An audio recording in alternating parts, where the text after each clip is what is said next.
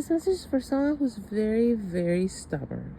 And if this message is for you, you're aware that you're stubborn and you try to temper your stubbornness, especially when you feel like it's affecting your life in a negative way.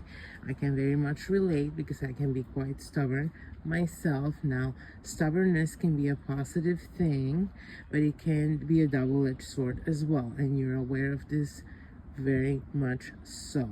But if this message is for you, you're currently in a conundrum of some sort in which you think you know what you're dealing with. But again, if this message is for you, you will know, because even though you think what you're dealing with, you're not getting the results you want applying your so-called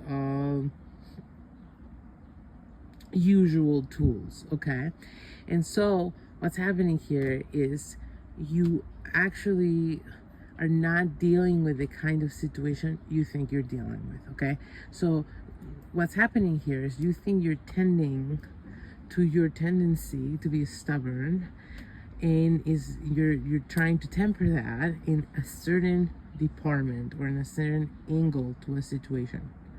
What you're not realizing is some kind of blind spot you have, is that you're actually being stubborn in a different side of this situation that you're not fully aware of, and that's actually what's causing the problems. Okay, so you are trying really hard not to be stubborn, okay, but the ways and the areas in which you're focused in not being stubborn about, you actually got those pretty well covered, probably because you've been focusing on those and making an extra effort. But there's something else, there's kind of one key piece of the puzzle in your behavior that you're blinded to. Okay, this is like a blind spot, and the message I'm getting is the way you will be able to see what this blind spot is, and where you've been applying, where you've been like recklessly stubborn without realizing, or indiscriminately stubborn, maybe is better word than reckless. Okay, just because again, this is not an area that's in your radar that you're being stubborn about and is creating any kind of problems. That's the only reason why. Okay, because otherwise, again, you seem pretty aware that you're stubborn and you're trying to deal with that in this situation. But the way to eliminate this blind spot, okay,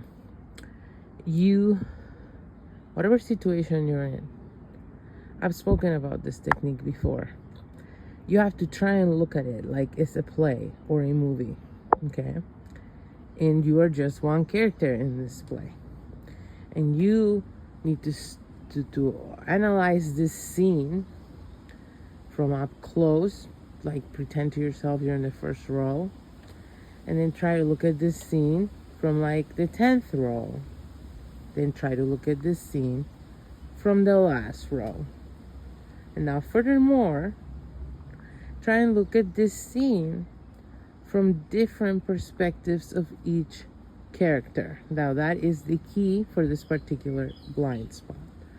You know those TV shows, movies, books, that the way they're laid out, the plot or the structure is so you will get someone's view, someone's perspective for an episode or a chapter, and then you'll get the same sequence of events from the perspective of another character, and that's how they fill in the holes in the plot. Well, now that's how you're gonna fill in the holes in your perception. If you're able to look at this story first from a distance and then from the other character's point of view, you will suddenly clearly see your blind spot.